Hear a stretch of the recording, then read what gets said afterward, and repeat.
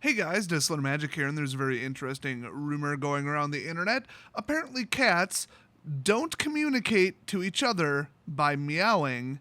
They just do it to manipulate humans. Don't know if it's true, but if it is, cut it out, cats. We're on to you. I'll still give them treats. They're adorable. I mean, I'm allergic as hell and I still pet them. I'm clearly the type of moron that they're targeting with this manipulative behavior. Speaking of manipulative behavior, Wizards is continuing to release spoilers, which I understand from what they said is early. I could have sworn they said the 16th, but the 16th is today, but that's a Saturday. I think this came out Friday. You know what? Screw it. They're just going to release spoilers whenever they feel like it. They're going to be like, spoiler season starts in the year 2029. Here, have all the spoilers. Like, it doesn't have to make sense. It's Wizards. So I figured let's cover some spoilers, but just the mythics, because that is where the power potentially is. And I'll include the Planeswalker deck front cards because, I mean, they kind of are rare if you think about it. And yeah, they deserve to be mythic because I don't think there's ever been a rare Planeswalker.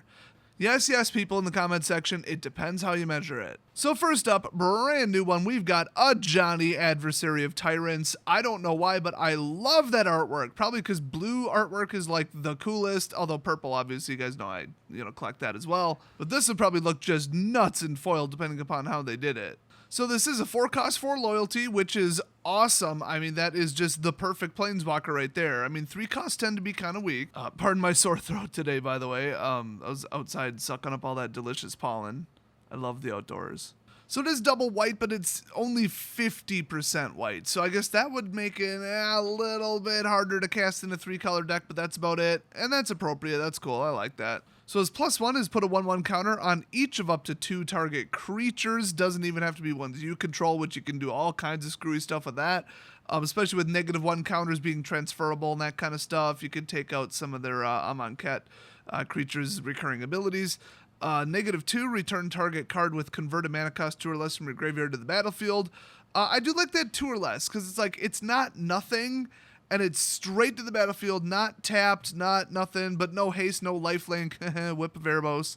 You know, if it was 3, it would be out of control. 2, it's just like, okay, you could bring back something, you know? Dauntless Bodyguard, that would be fantastic. Like some kind of self-sacrificing creature. I think there's one that sacks itself and blows up an enchantment or something like that. I mean, there you go. 2-for-1 special, and it's only creatures. So it's like, yeah, it's direct from the graveyard to the battlefield, and I don't love that, but the 2 really is like an appropriate balance. I do like this card so far. Plus, you can do that twice. Don't know why you would. I think a Johnny would be a little bit, better of an option. I think, honestly, with it being a -2, that actually is kind of weak, but it depends, though. Because there's some crazy stuff out there that costs 2, so it depends what's in your deck. And the funny thing is, a lot of it actually is white. Like the one where you swing and exert it, and it's a 4/4 lifelinker, that thing costs 2. So it's -7, which, okay, he comes up with 4, and then you immediately +1 him, so you're already turn, and then additional turn away from that. And that's if you wanted him gone, so he's going to be far away from this. Now, of course, there's loyalty manipulators, obviously, but it says you get an emblem with, at the beginning of your end step, create 3 1/1 white cat creature tokens with lifelink. Oh, you could fulfill your dreams of being a crazy cat lady if you identify as a woman. So this is just good. I mean, it's absolutely good. You could put him right into the Pride Sovereign deck. I mean, you might even be able to mix it with vampires and go all lifelink with Crested. It's a pretty high cost. You got to really curve out on that, but I don't know. You could really just drop this into absolutely anything. It's like, oh, it puts counters on creatures. Okay. I might build Combat Specialist too. I mean, I've got a prototype of it working right now. It's just the same as Combat Specialist 2.0 last time. Oh, wait, it was 2, so this would be 3, whatever. I got that boosty saga in there. We'd have this dude. And then just flying first strike, aerial responder. I mean, just life gained, just obnoxious crap. Maybe Solomon there. Just everything costs 1, 2, or 3, pretty much. And then every single one has some kind of combat trick, preferably more than one. Like flying, lifelink, vigilance, first strike, whatever. Not having always watching is going to burn me, but, and there's no savers against board wipes that I know of. Maybe there is a mass indestructible still in white, but I know Encircling Fissure, that one out. I don't know, we'll see. It'll be mono white, and Shafet Dunes is lethal. I mean, that card is insane. So I think this would drop into just anything white that uses creatures or mixed white that uses creatures. So this is going to be a very popular card. I don't know if it'll even break like $10 because it's not like, oh, the end all super Teferi, oh, control loop unstoppable. Oh, it's just good. I mean, this is a good card. Speaking of good cards, we got Nicolas. He got a sex change. So this is a flip card, which is what that little icon at the top left apparently means. And this is supposed to be the story, which if you read or listened to my crap version of Chapter 1, you know that Nicolas was like born. He was a kind of smaller dragon. He obviously wasn't immediately born a planeswalker because nobody is. And this is supposed to be like his spark igniting, I guess. So this is just Nicolas the Ravager because, you know, he's a big aggressive dragon. So it's going to be kind of hard to, you know, get him out with those 3 colors. But, I mean, there'll be, 9 sets legal? You could probably get some color fixing going. So 4/4 for 4 with flying. It's already good. And then when it enters the battlefield, each opponent discards a card. That's absolutely fantastic. It is their choice, it's not a Thoughtseize, but if you do this late enough, you'll probably get rid of something they actually needed. And then here's the funny thing. Remember the monstrous ability? This is pretty much that, because you pay 7, you exile him, and then you return him to the battlefield transformed, and then activate this only at sorcery speed, obviously, because, you know, ambushing somebody with this would be a dick move. Oh, doing this in the middle of combat would be weird because it was like back out and it just, yeah. So what's he look like on the other side? Well, it's Nicolas the Arisen. And by the way, look at that triple color identifier on the type line, I think that's called. Pretty sweet. By the way, I got to mention, he's legendary on both sides, which is good because you won't want more than one out. But also, he can hold the Black Blade. Damn. So on this side, he's a Planeswalker, 4 abilities, because that's kind of his thing. I think that's like, oh, I'm, 1,000 years old and know a ton of magic. Like, that's supposed to be that kind of thing, I guess. So +2, draw 2 cards. He already enters battlefield with 7, by the way. And so then he'd be at 9, then 11, then 13, and you can -12 him the next turn. So you're a couple turns away, but that's nice because you can keep them. It's always nice to have one spillover. But then he has negative abilities, and you might want to use them. I mean, 2 cards is wonderful. Especially when one of the colors that he is, control, obviously. But the -3 is he deals 10 damage to target creature or planeswalker, but not player. Now, see, this is the only upside of them changing the rule. Although this, even in the old rules, it could have just said planeswalker. But the whole, this spell, it's too good if it can hit a player and a planeswalker, so they got rid of the redirect rule, and now some can just hit a creature and a planeswalker, and that's it. So I kind of like that. I mean, if this did 10 to a player, that'd be just utterly ridiculous. The funny thing is, okay, indestructible doesn't get rid of. 10 is kind of arbitrary, but it's a lot. I mean, technically, you might have something bigger than that with the Black Blade. You think you can kill Marwyn with that? Not in my deck, you can't, Bolus. It'll just piss her off. She'll come next turn and stab you in the face. Trample her away past your little minions and just cut your freaking head off. She uses Black Blade, suck up your soul like a big old Dyson, because everybody knows Black Blade never loses suction. And then she'll sell that on eBay because that's what you do. By the way, a couple years ago, eBay actually did ban selling of magical items, including souls, on eBay. It's more of a Craigslist thing, honestly. So his -4 is put target creature or planeswalker card from a graveyard onto the battlefield under your control. So that's kind of cool. I mean, it's a graveyard, and you can resurrect a planeswalker. I mean, I don't doubt that that would be outside of his abilities, perhaps, within the lore. By the way, if you're not catching this, he's blue, black, red. That's his mana colors. The first one is a blue ability, draw 2 cards. The 10 damage is a red ability, and then the resurrection is a black ability. Get it? You get it. So what's his -12? Exile all but the bottom card of target player's library. Fantastic. So, I mean, you're turns away from that. The problem is you have to do 9 damage to him to get rid of him the very next turn. I don't think you're getting rid of him in combat, but then again, it matches the lore. Are you really going to take him down with, like, one knight? I've got a banalish knight. He's going to hit him once with a sword, and Bolus is dead. No, probably not. Now, the funny thing is, though, if you need the -3 and the -4, which one's control, one's okay board state covering, he's going to be damn low. You're never going to get that -12. So he's basically just a really, really good draw engine. But the problem is you can't bring him straight out. He's got to be the Ravager first, and then you got to pay 7. Now, if you already had 7, okay, you drop him out. Cool. And then you could maybe, he's flying, get a swing out of him, and then second main phase after attack, then flip him. So once again, I think this is very appropriately powered. It doesn't just scream broken. And I think he slowly eliminates the opponent's answers just with his ability and the fact that he makes them discard a card. He's kind of mid-cost. I like it, especially with all the ramp. I mean, I hate Nicolas and I hate 3-color decks, but it's like, if you wanted to play him, all right. So next up we've got, I believe that's Vivek S. Maddie, the Dire. Like his little mohawk thing he's got going on. That's pretty sweet. I love that pimp and necklace he's got on. I think it's more of like a, like what did you call that? I think it's like some religious garment too. I totally forgot what you call that. Screw it. Let's go with scarf. So I like his scarf. That's pretty sweet. So he's a 3-color +3. Once again, kind of narrow what you would put him in, but I mean, he's a mythic. So anytime it's a 3-color mythic, it's automatically going to just take the price and just cut it right in half, if not worse. It's really simple why. It's because to run him, you have to be running those 3 colors, or at least have like a source capable of doing that, you know, the one time, I guess you would say. Which, okay, you know, treasures, you can honestly do red-green dinosaurs, and I think some of those ramp cards will tap for, you know, black once. I think Drover can maybe, and then, you know, Channeler, Initiate, whatever.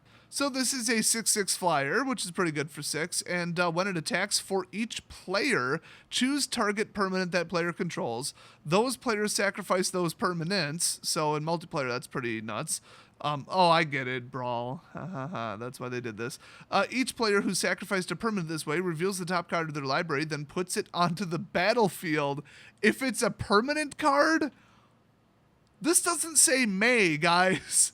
Okay, I think there's 2 reasons we've never heard of this guy. 1, Nicolas probably actually killed him. 2, he may have actually just shot himself in the foot until he died from blood loss, because that's what you'd be doing. By the way, in case you didn't catch it, that includes you. So you erase a basic land you didn't need. Cool. What are the chances that the thing on top of the deck will be better than that?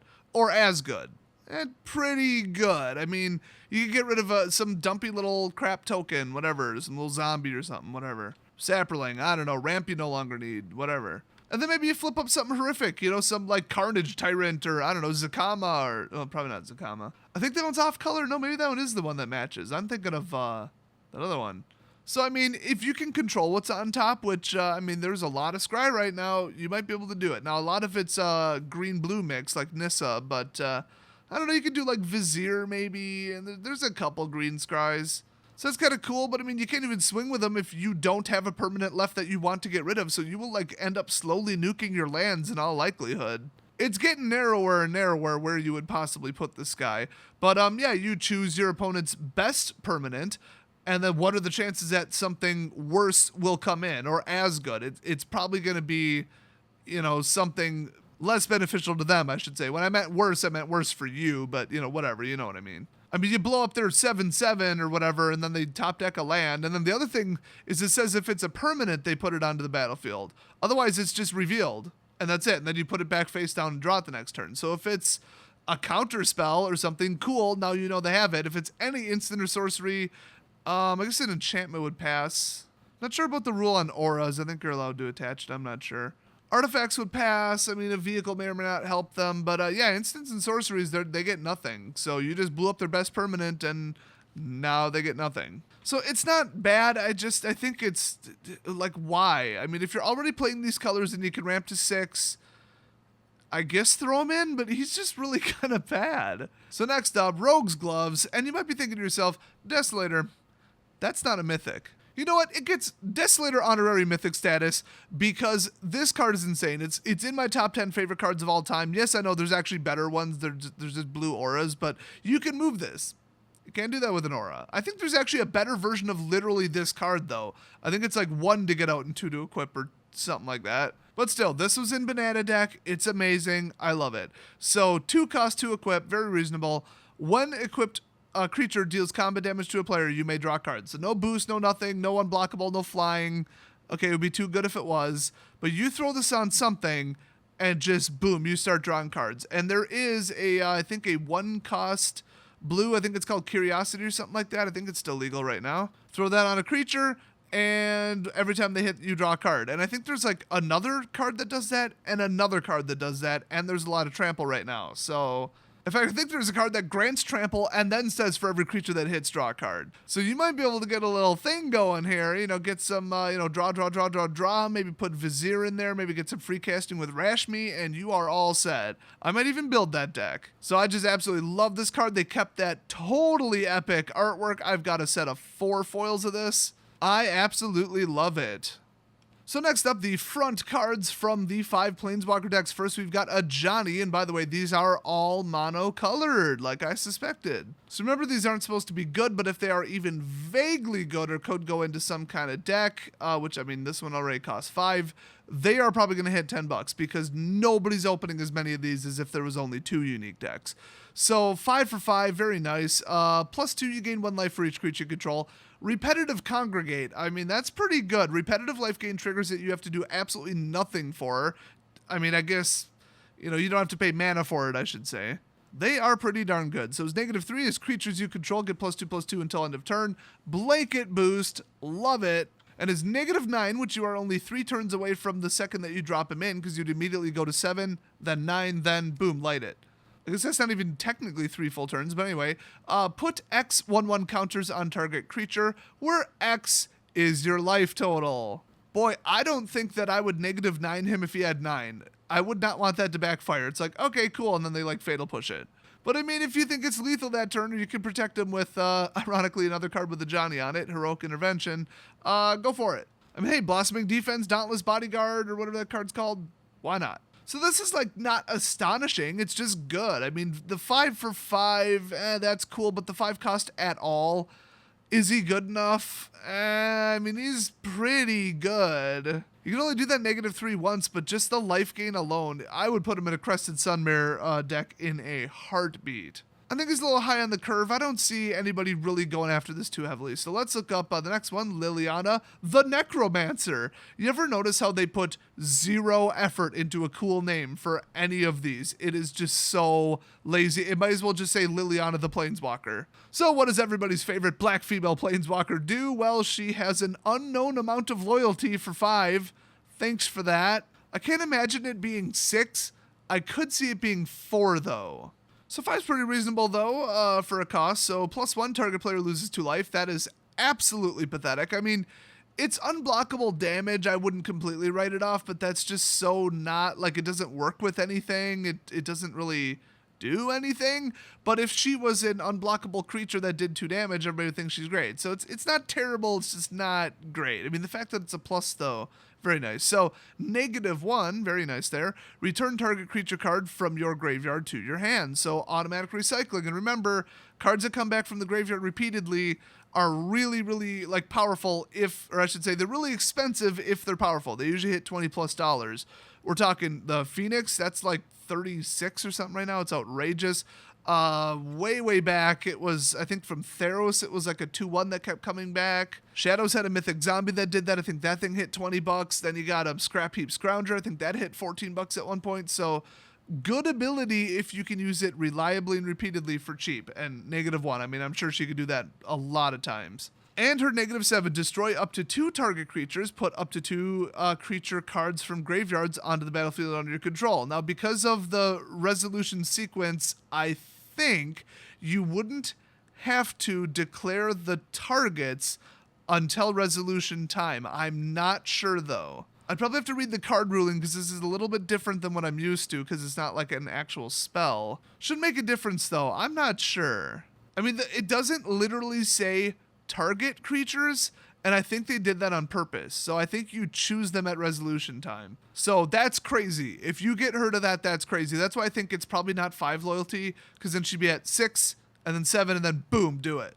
So I highly suspect she's at 4 loyalty, so I don't know. We'll see. I think this is pretty good. It's just not astonishingly good, and that is the point with these decks. So next up, Tezzeret's back. He looks completely different. In fact, bit of a different skin tone there. That's interesting. So he is a 6 cost with an unknown loyalty. Thanks for that, Wizards. Or whatever dumbass leaked these. +1, draw a card. I mean, recurring card draw, it's free. I mean, for 6, you'd almost expect it to be better, but alright. Cards are cards, man. Cards are cards. I mean, look at Karn. So 0, which is always good. Of course, Ensoul Artifact. It's a classic Tezzeret ability. A target artifact becomes a 5/5 creature in addition to its other types. And that is until the beginning of your next turn. So that's kind of nice. You could block with it instead of attacking, which is nice because these are obviously sorcery speed abilities. So that's just pretty darn good. I mean, 5/5 ain't no joke, especially if you do it out of a treasure or something. So -7, put any number of cards from your hand onto the battlefield face down. They're 5/5 artifact creatures, so just, you got 7 cards in hand? Probably not, although, I mean, his +1 is draw a card, so you never know. Just have an army of 5/5s. Now, they don't have haste, but that's just funny. And face down rules, there is going to be a short novel of rulings with this. Like, they aren't morphed, but they are this, but they aren't colors, but then the mana cost is this, but then if somebody steals it, and then it flips if this happens, and oh my god. Otherwise, I mean, that's pretty cool. I think this guy's pretty nice, but the problem is he costs 6, so it's like, how playable really is he, and who's playing, you know, blue artificer artifacts, especially with the artifact heavy set about, or block, I should say, about to cycle out. So that's when I don't see it going high. I mean, maybe as a commander, maybe in Brawl. And finally, last one, we've got Sarkhan, Dragon Soul, of course. Here's a question. Why is the +2 ability the ass touching the top of the frame? What the hell happened there? Is this a fake? Is this not a final version? Like, rewind the video and look at the other ones, or just look up any Planeswalker. What is going on here? This legit looks like a counterfeit. I mean, this is so weird. Anyway, it's a 5 loyalty for 6, so that's crap. +2, that's not, because then it goes to 7 and he has -9, so boom, boom, boom, 3 turns. So Sarkhan Dragon Soul for +2 deals 1 damage to each opponent and each creature your opponent controls. Oh boy, he's a chain whirler. Then -3, it deals 4 damage to target player or planeswalker. That's just nice. I think he used to have that ability in the past too. And then -9, search your library for any number of dragon creature cards and put them onto the battlefield. Oh, this would be bad in Brawl, but I don't know how many dragons are actually legal in just mono red in just standard. But dang, I mean, I could see a commander deck doing this. I mean, just get him out, protect him, you know, have burn be your backup, and then just do an all dragons deck, and then just summon everything. It'd be very gimmicky and stupid. It's just, it's not like an all-in combo. It's the card. I mean, you don't need another card to combo off of. It's just, here he is. And then he's, you know, automatically in your hand, sort of, because he's in the command zone. So honestly, that would probably be one of the dumbest decks I've ever seen in my entire life. But, I mean, you get enough 3/1 first strikers out there, he ain't going to get hit. So unless they directly damage him or directly destroy him, you might get 30 dragons out. So I kind of want to try that. This looks fun. It's a shame this is probably a counterfeit or a fake. I don't even know the source of it, and I'm too lazy to check. So, yeah. Once again, I just don't see him necessarily being played in standard. Chandra's just better. So none of these look that sought after, but if you want one, I would buy one really quickly on the singles market until, or before I should say, they go up. Like if somebody discovers, oh yes, this is a really good deck list and posts it online, these could double because the supply of these is going to be insanely low. In fact, if you can, I would just drop about $50 is what it should be on all 5 of these decks, keep one of each of the front ones as an investment, open the 1 pack you get, or I should say 5 packs in that case, and, I don't know, give the decks to your friends or something, or sell or buy list some of the rares out of them, or, I don't know, I guess play with them, but that's, I don't know if you'd really want to put yourself through that. But I think, I mean, these aren't exactly like San Diego Comic-Con ultra rare limited edition whatevers, but I think we could kind of call them limited edition at this point. So that is your guide to the new Planeswalkers. Of course, I skipped Vivian because I covered her in a previous video, but yeah, what do you think of all the Planeswalkers? I mean, I think you can't really say, oh, there's too many, because, like, honestly, all 5 of those are, like, barely playable. I think a Johnny's about as close as you can get, and he ain't that great. So that's it for now. We might have already seen all the mythics. Oh, actually, no, these 5 don't count towards the count, so I have no idea how many are left. Hopefully they're not Planeswalkers. I'm sick of them, especially with 8 or 9 or whatever sets being legal. So stay tuned to this channel for more spoiler videos, and I will see you guys next video.